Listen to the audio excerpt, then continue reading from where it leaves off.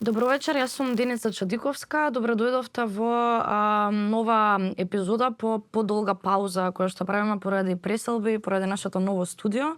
Вечерва со мене гости се Марија Митевска, новинарка и заменик председателка на Судско-медиумски совет. Добро дојде, Мара. Добро ве најдов. Бојан Стојановски, новинар во ИРЛ и автор на последното истражување Цената на правдата. Добро вечер. Маја Јовановска, исто така новинарка во ИРЛ и автор на последното истражување Цената на правдата. Добро вечер.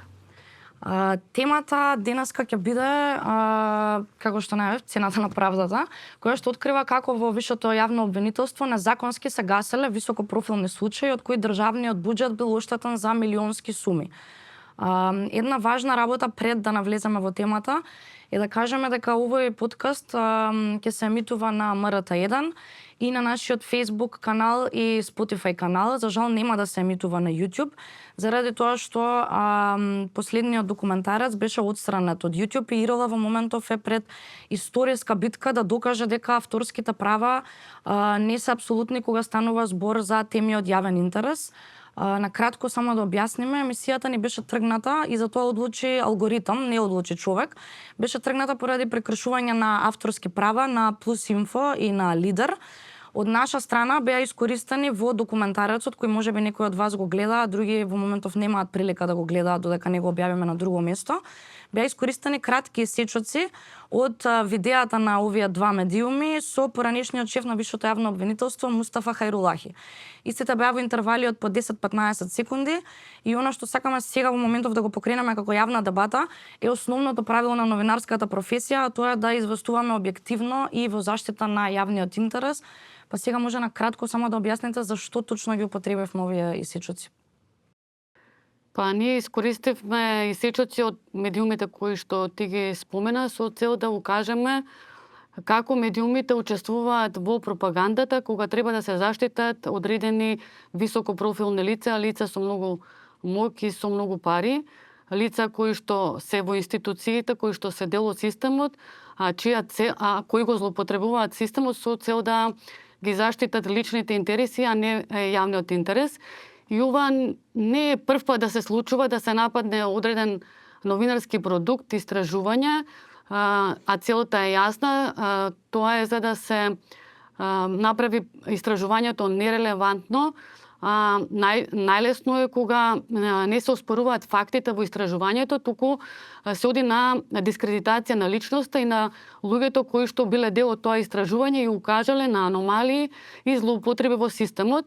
ИРЛ нема да застане тука, ќе се бори, бидејќи како што спомена во првите 48 часа одлучи алгоритам да ги тргне овие содржини, бидејќи во YouTube претпоставам дека не илјадници, можеби милиони на дневна основа стигаат вакви поплаки и таму одлучува робот. Меѓутоа, ние сега бараме да разговараме со лице од YouTube со цел да објасниме дека ние не сме ги злоупотребиле овие содржини за да им нанесеме штета на колегите од тие медиуми, туку за да докажеме злоупотреби на системот. Да, може ли само кратко, Бојан, што се содржаше во тие исечоци, кој беше напаѓан поконкретно во исечоците кои што ние ги употребивме? Генерално, ако зборуваме ова Маја што го збореше, суштината на покажувањето на неговите гостувања по подкасти беше за да го добиеме контекстот. А контекстот беше следен. Се напаѓаат 5 жени кои го пријавиле за малтретирање во службата. И многу е лесно сега да седнеме било каде, да зборуваме за некого кој нема право да се одбрани и нема право да каже што точно се случувало. Во тие подкасти, или можеби за еден одреден подкаст од каде добивме и пријава, тоа е од Лидер, дури да се исмеува начинот на кој тие пријавиле, со кого приватно се дружеле, со кого седеле, каде излагале, нели приватност е загарантирана и тоа не е тема на јавен интерес, поготово кога станува збор за личности кои немаат врска со јавниот живот. Тоа се вработени административци во висшото јавно обвинителство и тие не се јавни личности, тие немаат контакт со медиуми, со јавност, тие не знаат како да изреагираат кога се нападнати, да речеме, во вакви емисии, ниту знаат да ги искористат можеби правните механизми или етичките механизми кои ги имаме ние како новинари за да се пожалат на таквиот однос. И тогаш во таква ситуација тој дел од подкастот е искористен само да се покаже како се прикажуваат овие жени. Да, и да потенцираме дека овие жени паралелно со ова се соочуваат со вознемирување на работното место и со сериозни закани притисоци од поранешниот шеф. Тоа што го кажа Бојана многу важно. Генерално заборавив и тоа е многу важно да го потенцираме. Никој како да звучи ово обесхрабрувачки кога ќе се дрзнат некој од внатре да пријави, да речеме, несоодветно однесување, поготово на некој кој ти е предпоставен, со, да речеме, тврдење дека те малтретирале во службата, собираш храброст јавно да го изнесеш тоа, да го пријавиш кај шефот и сето тоа после, да речеме, под наводници, ти се удри од глава затоа што доживуваат тие жени секундарна виктимизација. Значи на работните места беа исмејувани, као вие са што ќе постигнете, што вика маја, никој не го постигна. Целта беше да покажеме дека овие луѓе се храбри и за прв пат некој внатре од обвинителството вика шефот ме натера овој предмет да го. И не само тоа, кога се објави видеото на Лидер каде што беше исмејувана една од жените административки кои што беа свиркачи во нашиот документарец, испрати жалба до Советот за етика, нели само регулативно тело кое што функционира во државава, и беше прифатена жалбата, бидејќи таа не е јавна личност, беше дискредитирана по повеќе основи, беа прекршени повеќе членови од законот за Лидер, но токму поради тој дел од подкастот на Лидер, ни беше избришан цел документарец. Јасна е пораката, сакаа да не замолчат, сакаа да се тргне овој документарец од јавниот дискурс, да не се зборува за фактите, туку едноставно да се дискредитира нашата работа и личноста на луѓето кои што одлучија да проговорат, односно уби го гласникот. Постојано има еден наратив во јавноста, нели, посебно и од властите. Нека пријавуваат граѓаните како ќе се зголеми довербата во правосудството, и сега имаме случај кога се демотивираат тие кои што всушност треба да пријавуваат, а кои што се најнемукните во случајов. И ако ова им се случува на нив, тогаш како ќе зголемуваме довербата во институциите и во државата. Повторно се враќаме некаде во минатото кога практично молчи, подобро ќе ти биде така, не таласај затоа што шефот е помоќен од тебе и нема ништо да добиеш, туку баш напротив ќе загубиш. Тогаш во какво општество сакаме да живееме, или секој граѓанин има право на глас? Да, само да им објасниме на публиката на нашите поддржувачи, бидејќи многу прашања добивме овој период и за документарецот. Она што е најстрашно во оваа ситуација дека добивме 90 дена забрана за објавување на нашиот YouTube канал. И ова е сериозен удар по слободата на изразувањето. Мислам, би Марија знае колку ни се важни нас каналите во овој момент, бидејќи оние кои што нема да гледат нели на МРТ секогаш ги гледале епизодите на YouTube, а таму објавувавме многу други работи.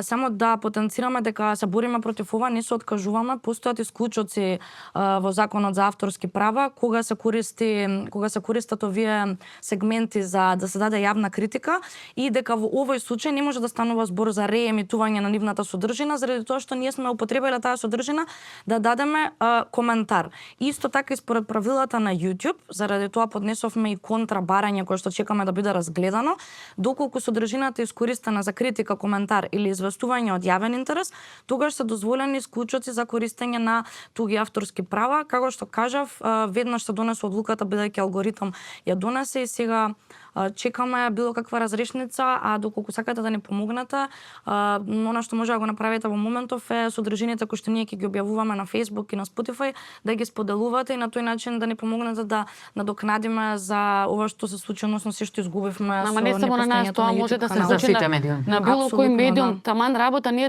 да не смееме да анализираме, да истражуваме злоупотреби, она што се објавило на некои други не смееме да ги медиуми употребуваме во јавниот тие дискурс. материјали. Да, ова може навистина да биде Да. многу страшно за сите медиуми и сите Па новинари. генерално тоа открива и затоа зашто се отворени тие YouTube канали. Ајде да не ги именувам. Па Значи јас- имаат своја намена и тоа ќе биде најверојатно ова што се случува. Како да ги представиме, пак ќе се вратам на девојкиве, жените како да речеме, ги демонизира.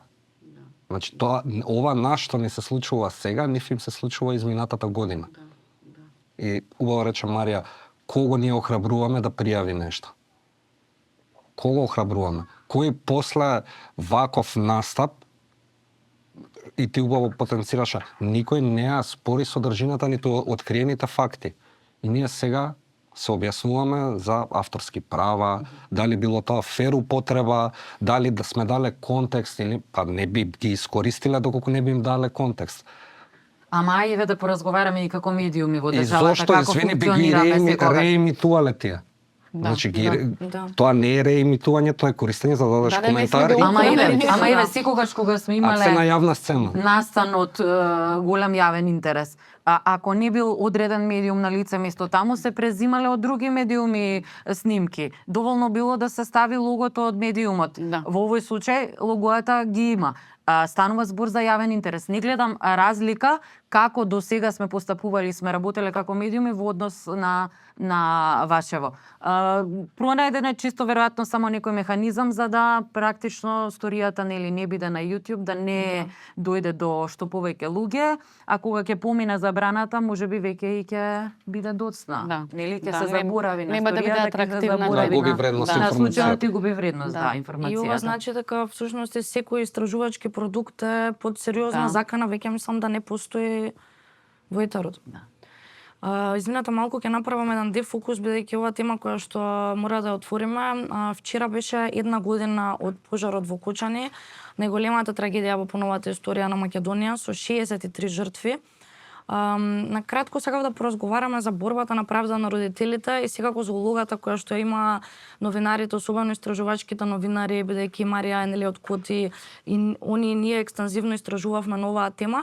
Пред да влеземе таму, само сакам да кажам дека ние како новинари пред се навистина им се восхитуваме на родителите, на нивната истреност и храброст и нивната борба и ова што моментов го имаме, да речеме, никој не е задоволен од тоа во која насока тера судењето, но и она малку што го имаме сега во моментов, во голем дел се случува заради нивната упорност и навистина само вие луѓе заслужуваат секоја поддршка што може да им ја дадеме. За Кочани само сакав да кажам дека многу често ги спомнуваме бројката и помалку и се губи дури значењето кога толку често повторува 63, ама кога ќе поминеш малку време во Кочани, сигурно знае Марија, кога ќе ги видиш надгробните плочи, каде што имаш години 2007, 2008, каде што има буквално цела редица од гробови со нови плочи и родители кои што плачат и болка која што знаеш дека никогаш нема може да ја преболат ни тие, ни градот, ни ние како држава. Мислам дека ова е стварно најпоразителното нешто што можеше да не се случи. Мене еве на годишнината што ме обесхрабри како граѓанин и како родител, една мајка беше снимана во очи на годишнината и вика дека се чувствуваат се поосамени и поосамени, во смисла дека кога почна протестите, дека бевме многу луѓе, имаше поддршка и од други градови, но сега сме се помалку и помалку. И ова што вика Деница стана само бројка, ние ќе збориме 1 година Кочани, 2, 3, 5, 10, меѓутоа таа е многу долга борба, уствари тоа не можеме да збориме за години, туку борба за правда која што не знаеме ни колку ќе трае и да не се родителите и новинарите кои што ја одржуваат оваа тема во јавноста, мислам дека и без разлика што е огромна трагедија ќе падне во заборав и ќе остане само на тие родители кои одат на надгробните плочи. И ние во ИРЛ направивме и вие во КОД и другите тимови. Мислам, и многу медиуми работеа со цел да се откријат пропустите во системот и всушност цела година сите работевме на тоа да одвидиме кој каде недостасува контролниот механизам врз институциите и дали е тоа проблем на системот. Кога збориме системот го сочинуваат луѓе кои се тие поединци кои што дозволиле ова да се случи и да не се повтори. И со Бојан и со Деница ние тука во ИРЛ разговаравме, откако се случи Пулс, после неколку месеци се случи Зимзолент. Само фала Богу не се случи трагедија. Значи во оваа држава трагедиите постојано се повторуваат и јас навистина не сакам да бидам песимист, но меѓутоа мислам дека не ги учиме поуките после толку жртви. Дефинитивно не ги учиме лекциите и ние само Кочани и пред Кочани имавме неколку трагедии кои што исто така покажа големи пропусти. Имаше судења, да, се изрекоа казни и пресуди и остана на тоа. Не мислам дека системот е од тогаш пофункционален, како што нема да биде ни после Кочани, бидејќи едноставно системот ни е генерално нефункционален. Не е тоа до еден човек во одредена институција, туку тоа е грото на луѓе кои што практично се навикнати така да функционираат и да работат.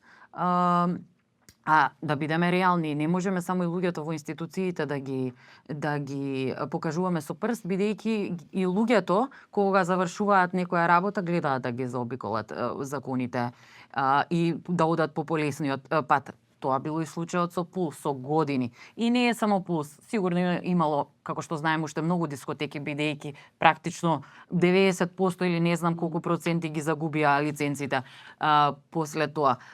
Треба да ни се случи трагедија за да се реагира некако во дадениот момент. И да, во дадениот момент се реагира. Ето, се затворија дискотеки, се менуваат закони, се менуваат правила, но дали навистина ќе се спроведуваат тие закони во иднина или повторно ќе чекаме да ни се случи некоја нова трагедија и да кажеме и чекај, до кај бевме сега, зошто ништо не е сменето, ќе дојдат други имиња и презимиња кои што нели ќе бидат на обвинителна клупа, повторно ќе имаме нови жртви. За жал, трагедиите само ни се редат во последно време. Кој зборува за модуларната болница? Да. Кој зборува за жртвите? Каде е истрагата? Што се случува? Кога тие луѓе ќе добијат правда? Ама и каква правда е тоа? Сега да бидеме искрени, каква правда е? Да, еве, ќе ги осудат сите овинети, веројатно, еве, да предпоставиме, ќе ги осудат сите овинети, ќе одат во затвор. Родителите децата ги загубиле, никогаш нема да им се вратат. Сега повредените, кога последно разговаравме со нив, неверојатно е тие луѓе со што се соочуваат. Како малку и да подзаборавивме на нив. Таму имаше тешко повредени жртви, меѓу кои малолетни деца, кои што ќе се лекуваат уште 2-3 години од сега, на кои што личниот опис не е сменет. Они треба да се борат со стигмата, со дискриминацијата, со личниот идентитет кој што ќе им биде сменет после ова. Не може да изгледуваат на сонце, значи имаат огромни трошоци за лекувања, добро, операциите се бесплатни, но за фамилиите целиот тој товар, да не зборувам за психичкото здравје и психичката нивна состојба, каква е, која што претпоставувам осцилира постојано. И политичките елити од друга страна сакаат да паднат во заборав. Да. Не, политичките елити организираа меѓународна конференција викендот. Да, со докторите. Една година потоа. И толку, да. Кочани тоа ќе го живее со децени. Како успешен настан? Да, дека успешно, дури имаш едно видео дека ние многу успешно сме се справиле со трагедијата. Како еден документарец го објавија, страшно што изгледаше, од пламен до надеж. Сам стварно немам зборови. Добро е Мара тоа што го кажа дека Марија дека во даден момент само изреагира, на пример со овие луѓе кои што беа обвинети, но ние фактот дека воопшто не учиме лекцијата. Еве нас истражувањата ни покажаат дека сопственикот на Пулс Дејан, тој разговарал со инспектори од сите можни институции, разговарал со полициски инспектори, со инспектори од УЈП, со инспектори од ДПИ. И ние сега има случај поради огромен притисок од јавноста каде што овие луѓе можеби ќе бидат казнати. Но што е понатаму, секој пат кога ќе има ваков пропуст, дали ние секогаш ќе чекаме нешто да се случи за да изреагираме и да ги казнуваме овие луѓе после настанување на трагедијата? Ние повторно не работиме на превенција. Еве сега последнава трагедија со мајката која што се самоуби заедно со малото девојче, јас не гледам дека ќе има некоја сериозна акција за луѓето каде што она пријавувала, кои што не постапиле. Значи повторно не работиме на тоа расипаните јаболка да ги отстраниме од институциите. И сега природно е да се надоврзеш на цената на правдата. Да, Каква е цената на правдата, така е. Да. Очигледно се плаќаат огромни цени. Огромни цени. Некои луѓе плаќаат Да. огромни И цени тој за што жал со тој што живот. има пари и моќ. Јас затоа велам, нека дојде секој, можеби треба секој службеник да го пратат на судење и да ги слушаат сведочењата на родителите и како им загинале децата, Па нека за да стави подпис, сватат колку тежи понекогаш ете тој подпис. Не, треба да отидат на хартија. гробишта и или да тоа видат за како е- обиколување на Да, 63 свеќи да треба да законите. запалиш и како и родителите да ти раскажуваат за овие они што ги гледаат како бројки имиња, дека тоа не се ни бројки ни имиња. Значи тие сите од тие деца имале планови, имале сонешти, имале амбиции, они си имале замислено на каде ќе тера нивниот живот, сакале, биле сакани. Тоа е стварно многу голема болка и загуба, мислам дека навистина не се свесни, особено луѓето од институциите кои што отидоа таму само еднаш со камери кога веќе беше предоцна. Да продолжиме со цената на правдата. Може ли накратко, Маја или Бојан, кој од вас сака да ни раскаже да ја поврзаме и со оваа тема, односно со темата обвинителство?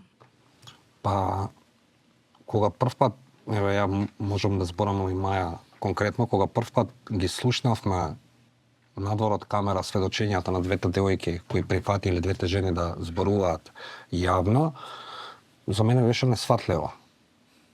Јас не можев да сватам што таму се случувало со години. Каков однос имало, како може некој да те натера да направиш нешто, а со при тоа да ти се закани да ти каже ако не го направиш ова, пази, внимавај, имаш дете. Ако не го направиш ова, ќе ти се случи вака. И тоа се луѓе кои мораме да признаеме работат за помалку од минимална плата, рече се, во Македонија, и работат сложена работа. Ама треба да следат правила. И во првиот момент, кога веќе не можеле да ги издржат притисоците, во многу од јавните настапи на веќе са поранешниот обвинител, вика, ме пријавија за мобинг. Не, го пријавија за малтретирање. Мобинг се пријавувал преку граѓанска постапка во граѓански суд. И тоа е работата која ние сагавме да докажеме во документарецот. Се кажуваат многу работи без никој да ги фактчекира, без никој тој што седи спроти него да го праша, ма не, или да му посочи не е така. И тогаш е најлесно е сега водителот и гостинот заеднички во мисија, ајде сега ќе ги демонизираме. Зошто? Затоа што ме пријавиле за малтретирање во службата, па тоа е судска постапка.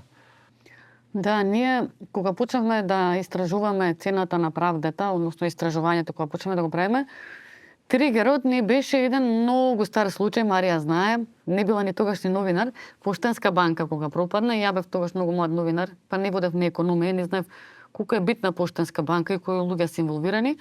И подоцна низ годините се влечеше овој судски случај, таму е инволвиран директно Радко Димитровски, пак да се вратиме на Кочани, поранешниот градоначелник беше и обвинет, и други лица од јавниот живот. И некаде конкретно 2024 со Бојан си збориме и гледува вест пропадна случајот Поштанска банка. Ние како ИРЛА Поштанска банка го следевме изминатите неколку години, бидејќи имаше индици дека може би овој случај инволвираните обвинетите сакат едноставно да пропадне. И кога слушавме дека обвинителот се откажал од жалба, висшиот обвинител, некако не ни беше висшото обвинителство, не знаевме ни колкава моќ има, зошто се откажал, како се Па откажал. најмалку го следиме, мора да Најмалку го признаеме. следиме, и- да. да. И почнавме да си тековно да си истражуваме, да си испраќаме прашања, значи меѓутоа немаше никакви најави дека ова ќе биде документарен филм и големо истражување, се додека не се случи ова со колешката Мирослава Симоновска од Слободен печат, кога тајно ја снима и незините снимки се објави на национална телевизија, а висшиот јавен обвинител Мустафа Харулахи, кој е централната личност на нашето истражување, кажуваше дека ја добило свиркачи, дека нешто се работи против него во обвинителството. И да заклучам, значи цената на правдата е истражување со цел да се открие како функционира една од можеби најмокрите обвинителски институции во тој синџир на обвинителството, односно висшето јавно обвинителство, бидејќи од одлуките на висшите обвинители зависи дали правдата ќе се оствари или ќе остане само на хартија. Со една одлука можеби ќе пропадне случај како Поштанска банка стар 20 години. И кога зборуваме за системот, нели? Цело време зборувавме и претходно кочани истражувањето цената на правдата, зборуваме системот. Па и политичарите полнеусти системот. Еве ви го системот. Цената на правдата е системот. Истражувањата на ИРЛ, на КОД, ете ви го системот. Ете ви ги саатите, ете ги пораките, ете ги јатаците кои се јавувале. И сега цената на правдата открива начин на кој се злоупотребува позицијата за да се изигра системот и ние викаме системот. Еве го системот. Ајде да направиме нешто и да го смениме системот. Очигледно оваа епизода погоди многу луѓе, бидејќи освен злоупотребите во висшето јавно обвинителство преку манипулирање на распоредувањето на предмети кај еден обвинител со римско 2, открива и машинерија која треба да испере репутацијата за сето тоа. Да. Открива како се користат, еве да речеме, и нови форми на медиуми, како подкасти, емисии за перење нечии репутации, без да чувствуваш нималку одговорност да го викнеш оној кој го зборуваш и да му дадеш шанса макар да каже дали е тоа така или не е така, и представувајќи го својот став како апсолутна вистина.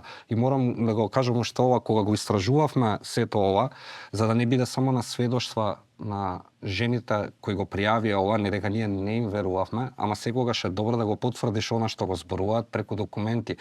Ние во овој документарец објавивме надзор од извештај од надзорот во висшето јавно обвинителство кој констатира пропусти, не ги констатира Марија, Маја, Деница, ги констатира и тезите кои се врдат во јавноста дека една од обвинителките која била во комисијата си проверувала свој предмет, не е точно. Тука се проверува само работата и постапувањето на висшиот обвинител. Не предметот и обвинението, него дали постапил согласно правилниците за работа. Правилникот за работа во обвинителството има сила на закон, бидејќи нема електронска распределба на предмет. Не интересно, страшно, ама беше во овој документарец дека сите инволвирани на некој начин, свиркачите, новинарките, новинарите и Бојан беше Мирослава, Татјана Кацарова, обвинителката, сите бевме предмет на закани и притисоци. Ја можам лично за себе да зборам дека кога бев да вршам увид во кривичен суд за старите предмети кои што беа симптоматични и со сомнителен епилог, за кој се уште немавме потврда дека можеби е нешто сомнително, него како секој новинар ти можеш да направиш увид во предмет, Да провериш, така е, да. И кога бев таму да вршам увид, дојде уште едно лице кое што вршеше увид, не знам и до ден денес кој, и ми рекоа службите, леле колку ретко новинарите доаѓаат, што ти текна да дојдеш, демек еднаш на 6 месеци правеле увид во судот. После 2 дена, еден од инволвираните во приказната, Драган Павлович Латас, новинарот, поранешен, во подкаст или на Фейсбук, не знам, профилот објави, еве ИРЛ, мене ме истражуваат. Значи, синџирот си постои, си има доушници, си знаат до кај ме предметот. Ја еве немам предмет, немам ни доушници, немам ни потреба. Меѓутоа тие што се осомничени, обвинети, тие од почеток, од писарницата па до горе до врвот наоѓаат начин да ги згаснат нивните предмети. Извинете, само прво да кажам за Светло дека константно не трепка. Да го пријавиме негде. Да го пријавиме. Имаме технички проблеми, многу работи сменивме во студиото, но не умката, ето не ја сменивме. Ќе се поправи од следен пат. А бидејќи неколку пати го спомнуваме извештајот, може ли само на кратко, ако некој не ја гледал епизодата и сега нема никаде да ја гледа, да кажеме што е открито извештај, а потоа може за да ги илустрираме овие притисоци да пуштиме и едно интервју од обвинителката. Може, Бојан бидејќи Подолго магистрираше. Ајде. Надзор. Да, го нема видеото, ама се уште стои страната, цената на правдата на нашата веб страница, таму можете да ги прочитате сите работи кои беа објавени во документарецот. Објавени се сите документи, бидејќи сме транспарентни, сето тоа што ние го видовме, го поставивме и на веб страната за да можат да го прочитаат луѓето и да се уверат, и ако мене не ми веруваат или на Маја, нека проверат и нека прочитаат сами. Морам да потенцирам дека извештајот се однесува само за 2023 до, мислам, октомври или ноември 2024 и се однесува на распределбата на предмети, распоредувањето на предмети, заведувањето на предмети, со посебен ставен акцент на 4 случаи кои им биле сумнителни. Еден од случаите кој е сумнителен и бил дел од надзорот е случајот Серта, познат во јавноста, се сеќавате за чистење на владени институции. Сега, за тој случај е многу важно да кажеме дека има пресуди на Врховниот суд. Да. И Врховниот, ајде да речеме дека овие обвинители кои го правеле надзорот ги мразат. Биле субјективни. Ги мразат поранешниот шеф и неговиот заменик во Висшето јавно обвинителство, не ги сакаат и сега Врховниот суд утврдил дека со откажувањето од жалба на обвинителот со Римско 2 се случила повреда и не е дојдено до отцртување на правдата или до конечна судска пресуда. Сад него викам јас, го викаат, ама најверојатно тие суди ги мразат. Станува збор за 4 случаи. Мислам дека беа анализирани 39, во 35 беа пронајдени пропусти во постапувањето на други висши обвинители, но не има основ за кривично дело. Сега кај 4 случаи надзорот пронашол основ, напишале обвинителите дека има нестручно постапување преку откажување од обвиненија и жалби, пак и речем, не го кажавме јас и Маја, го кажа луѓе кои согласно распоредот за работа се определени да вршат надзор врз работата на Висшето јавно обвинителство. Не се висшите јавни обвинители, се моќни. Да, имаат право на независно одлучување и убедување, ама одговара за своите постапки. Мислам дека ние генерално пред ова, и јас како новинар, којот сум следел и судења и судски настани, мислам дека никогаш не сум ја имал представата колку се моќни висшите јавни обвинители. Никогаш не сме оделе како на седници да ги пратиме. Повеќе фокусот бил на Никој нема апелационите представа, суди, така е, отколку на обвинителите. Ние миславме Посебно на дека висшото, суди, да. и како да немавме можеби представа дека може да се повлечат од обвинение, да сменат одлука. Тоа станува збор за 4 случаи. Тие се Поштанска банка, од твое време, да речеме, стара колку години. Случајот Серта, третиот предмет е за луксузните вили на колегата Драган во Зелениково. И еден така и го формулиравме во документарецот, неважен бенинген случај, но воопшто не е неважен. Воопшто не е неважен, бидејќи луѓето кои се инволвирани во, например, точење алкохол на дете е случајот. И сега, ама никој не кажува дека внатре е лице обвинето и при кое во Синџер за даначно затајување и сам признал вина во случајот. Не збориме за високопрофилноста на луѓето. Затоа можеби овие работи пречат и заради тоа и целиот контекст на нашето истражување беше да покажеме спрегата, дека ние знаевме дека ќе се обидат на секаков можен начин. И за сето ова што го збориме малтретирање во вршена службата и злоупотреба на службената положба или народски кажано местење на предмети, беше преточено во обвинение. Значи веќе има докази, че има напишано обвинение, кое што го изработи обвинителката Татјана Кацарова од Штип. Ние се видовме со Татјана, ја снимавме. Во мојата кариера е прва обвинителка која што се уште е активна да говори така отворено за закани и тоа од незин колега кој што е на повисока функција од незината, па И закани кои што доаѓале преку незините деца, сега е правиот момент да го пуштиме интервјуто, само го погледнаме, па ќе се вратиме во студиото.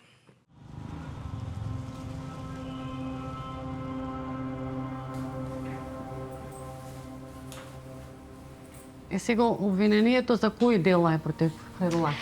Кривичната пријава се однесуваше за кривично дело малтретирање во службата од член 143 од Кривичниот закон.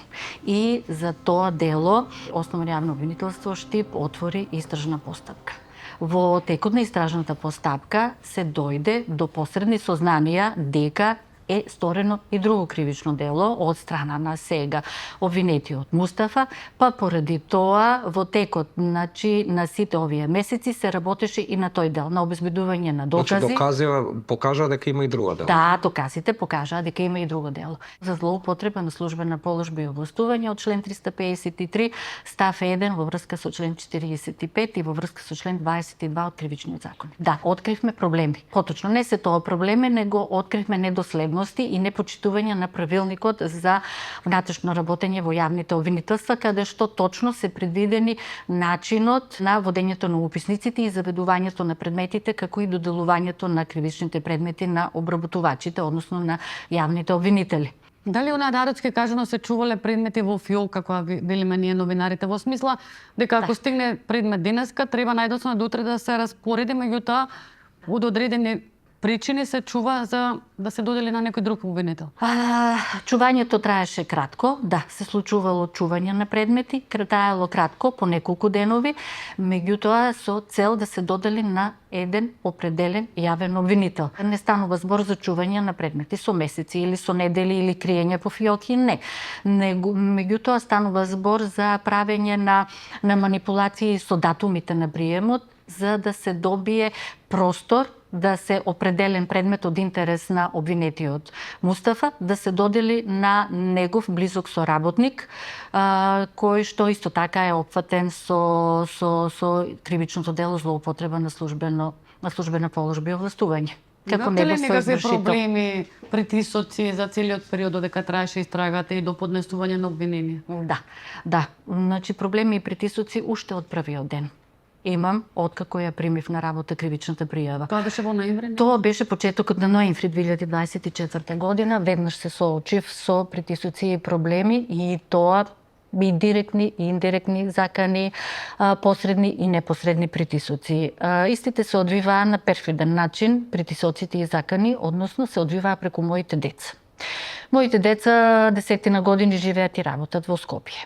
И истите добиваа покани за состаноци во 4 очи, односно добиваа некакви телефонски разговори, така на тишина, во кои што нивни колеги, пријатели, познаници, до кои што на само познат начин на обвинетиот Мустафа дошол до нив и до сознанија кои се тие, им беа упатувани пораки да се пренесат до мене, дека и јас сум морала да се тргнам од предметот, дека сум морала да ја отфрлам кривичната пријава, односно да ја запрам истражната постапка, да кажам дека сето тоа е лага, затоа што Значи, обвинетиот Мустафа организирал да биде републички јавен обвинител, дека тој ќе бил следниот јавен обвинител, дека обвинителот Коцевски ќе бил разрешен и тоа затоа што обвинетиот Мустафа така сакал, дека владеачката партија на власт и незиниот председател, односно сега премиерот, стоеле зад него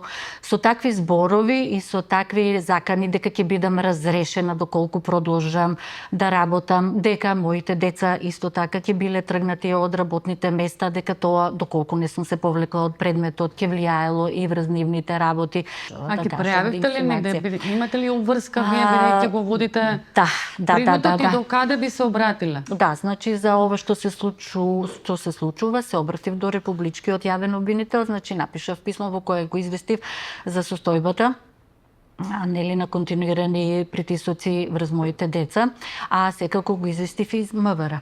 Меѓутоа, освен ова со моите деца и преку колегите, ќе кажам дека обвинетиот Мустафа и на друг начин ми прави личен притисок со тоа што постојано, секој неделно им нарачува текстови против мене по портали на интернет просторот во Републикава. Сведок сум на многу, да не речам 10 на 15 такви некакви нарачани текстови во кои што лично сум нападната, односно мојата личност, како професионална, така и приватна. Од мојот морал, мојата фамилија, моето работење по други предмети, се е тоа со цел јас да... Се обидува да ме дискредитира? Се обидува, апсолутно. Мене само ме интересира, рековте 20 години сте во ова. И сега, после 20 години поминати во обвинителство, ви се верува дека ова се случувало? Мислам, како го доживувате пред се, ајде да не збориме како обвинител кој го води предметот, него општо, ете, како жена, мајка, второ, како некој што е во ова толку долго, ви се верува дека на ваков начин функционира една установа како Висше јавно обвинителство Скопје, која да речеме па има можеби најголема абсорбирана моќ за која луѓето не се ни свесни. Кога ја добив кривичната пријава, кога ги читав писмените искази на жените кои што беа во прилог на кривичната пријава, ми беше чудно тоа што го читав. Меѓутоа, кога ги слушнав, им поверував. А сега, со ова што ми се случува на мене, овие изминати 7-8 месеци, јас сум потполно убедена дека жените ја зборуваат вистината, дека колегите исто така ја зборуваат вистината кога кажуваат за настаните што се случувале во Висше обвинителство, и на крај потполно сум убедена во основаноста на обвинението кое што ќе биде поднесено против обвинетиот Мустафа. И ќе се борам, обвинението да обстои и да добијат правда оштетените. Затоа што истото ја очекувам и за мене. А го рековте, значи тоа што им се случувало нив, ми се случува сега и вас. И мене ми се случува. И потполно сум убедена дека ја зборуваат вистината. Дали во некој момент стравувавте за вашата безбедност или се уште ќе почне и судење? Вака, јас сум возрастна, не стравувам за мојата безбедност. Не дека не очекувам дека ќе се дрзне тоа да го направи некој од обвинетите или некој негов близок, меѓутоа по природа сум храбра. И затоа не стравувам за мојата безбедност. И сте жена. Сите пријавителки, па и обвинителката е жена. Тоа е многу интересно, да. Сите пријавителки и обвинителката им се погоди жена. Да, баш така, точно. Да, и сведокот ни е жена, што ќе биде во сведок за случката, да. За случките бивше вработени.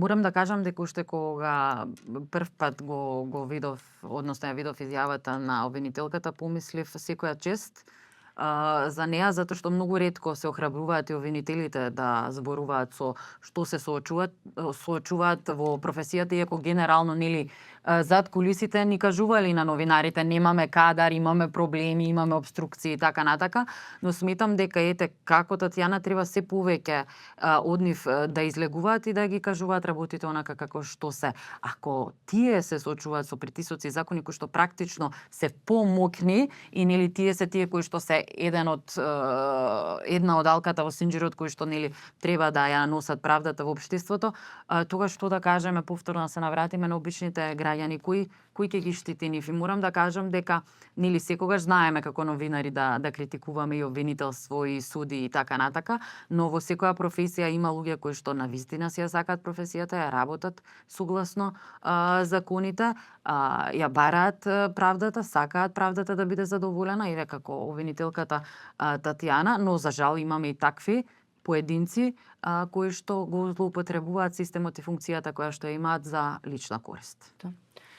И досега мислам дека и постоеше една, само уште постои како мисконцепција во јавноста дека судиите имаат неограничена моќ, дека тие се единствената корумпирана алка во синџирот, кога ќе изречат пресуда, целиот товар паѓа на нив заради тоа што тие се тие кои што јавно ќе изречат пресудата, без при тоа да се анализира работата која што ја завршило обвинителството и мислам дека овој документарец тоа добро го покажа, но не само овој, ние сме имали други вакви истражувања. Например, случајот за модуларната болница во Тетово. Сакаш ли накратко да кажеш за тогаш што се случи со обвинителството и што ве повика судијата да ви каже кога заврши судењето за модуларната во Тетово? Да, прво да се надоврзам и на Марија ова за обвинителката Кацарова, дека битката не е извојувана се уште. Значи Татјанова го зборуваше во време кога беше напишано обвинението и поднесено, меѓутоа еве од август до сега нема оценка за обвинението, дали е прифатено или не.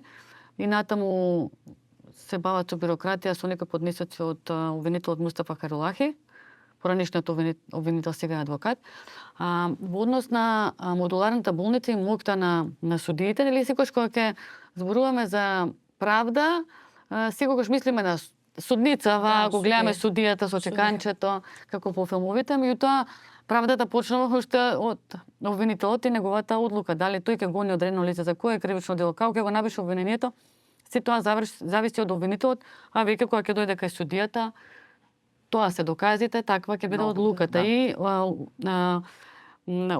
действувањето на судијата е повеќе под лупа на јавноста, отколку тоа што го напишал судијата и начинот како ги обвинителот и начинот како ги собрал доказите и кои лица можеби не влегле во обвинението. И мислам дека и заради тоа се вознемирија и голем дел од обвинителите, бидејќи иако е моќна институцијата, можеби најмоќна во гонење на криминалот, некако беше оставена под лупа без лупа на јавноста, позатворени, потранспарентни, работат во одреден круг, не знаевме ни како функционираат, како распределуваат предмети и заради тоа се разбуди еден цел да го наречам монструозен систем од пиар агенции, од медиуми, од подкасти, почнаа да функционираат разноразни мешетари, се со цел да се замолчат сите инволвирани кои што сакаат да проговорат за злоупотреби во овој систем.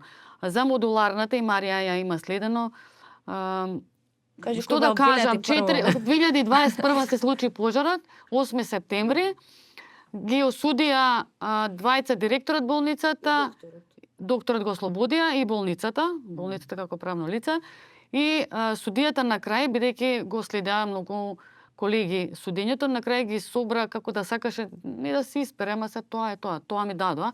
И на новинарите кога беше донесена пресудата рече само да ви кажам, ова судење не беше за причините за пожарот. Ова е само протоколарно судење за одговорноста. И со Бојан постојано од време на време ќе ни текне на 2-3 месеци. Боки прати прашања дока е истрагата, втората предистрага. Сум заборавил 5 месеци, пак ќе пратиме и се уште трае предистрагата. Колку години е тоа? 4,5. И тоа го кажа судијата, рече обвинителството мене ми донесе ваков случај, има други докази, може да ми донесат и друг случај, односно случај кој што ќе истражи поради што настана пожарот, а не веќе откако 14 луѓе живи изгореа. Судијата е последната инстанца во делењето на правдата. Но обвинителството е тоа кој што треба буквално целиот случај да го нацрта, да собере докази, да избере за кое кривично дело ќе ги гони, или за едно или за повеќе кривични дела. Како ќе ја докаже нивната вина, какви сведоци ќе има и слично. Судијата само суди согласно кривичниот законник и толку. Понекогаш и на нив рацете им се врзани и во јавноста, дури новинарите знаат да прават галама кога не знам обвинителството не побарало притвор за некого, побарало мерки на предпазливост да речеме за високо профилна личност и сега судот ги прифатил мерките и определил мерки на предпазливост. Зошто нема притвор и одма кон судијата е гневот, а тој суштост не може да изрече повисоки мерки од оние кои што ги барало обвинителството. Никако секогаш на тапет се судиите, обвинителството многу помалку, а реално најголемиот дел од работата во одредени случаи и извршување на кривични дела, токму треба обвинителството да ја сработи. Постои неинформираност кај граѓаните, на обвинителите тоа им одговара да се бидат граѓаните неинформирани на оваа тема. Дали е нешто многу сакате за крај да кажете или тука да завршиме, бидејќи времето ни истече? Што да кажеме? Сакаме да кажеме дека нема ништо ново. Целта секогаш и на луѓето што се моќни, високопрофилни на функции, сакаат овие теми да паднат во заборав, но тука е улогата на на новинарите да ги одржуваат во јавност, да потсетуваат, да коментираат, да истражуваат нови злоупотреби и дека, еве за крај да кажам, дека новинарите не се семојкни, не обесхрабруваат никогаш коментарите сега што направивте, што ако откривте, што ако вој го обвинија, што ако не го осудија, ние немаме значки да ги апсиме тие луѓе, иначе би ги поапсиле, ја верувам. Меѓутоа, тоа е нашата улога да укажуваме на пропусти и злоупотреби на системот и одредени теми да ги издигнеме во јавниот дискурс за тие за нив да се разговара. Ние немаме мојка на институции, ние можеме само да укажеме кога е трул и во кој синџир од системот е труло и треба нешто да се промени. Само ќе се надоврзам. За мене е трагично тоа што обичните граѓани, народот доаѓа кај медиумите да се жали, очекува дека медиумот ќе му го реши проблемот, а не дека институциите ќе му го решат проблемот. Обвинителството, судството или било која друга институција, инстанца во државата. И тоа е поразително за нашето општество. Тоа покажува колку граѓаните не им веруваат на институциите, не им веруваат ни на медиумите, но некако, пак ќе кажам, се соочуваме со тоа секојдневно, дека луѓето борбата за правда ја бараат преку медиумите. Нафрливме многу работи на маса, многу работи не стигнавме да кажеме, бидејќи навистина се случуваат едноставно многу работи во изминатиот период. А и нас не немаше подолго време. Заборавив на почеток да кажам дека подкастот ќе се емитува еднаш неделно, така што се надевам во наредниот период ќе имаме прилика да поразговараме за се што е важно. Се надевам не бевме здодевни и може тука да завршиме. Ви благодарам што бевте гости. Тоа е тоа, нашата борба продолжува, да знаете, нема да се откажаме и покрај ова што се случува и покрај тоа што е тешко да се соочуваме со вакви притисоци, тоа е дел од работата и едноставно не се откажуваме. Ви благодариме на сите за поддршката.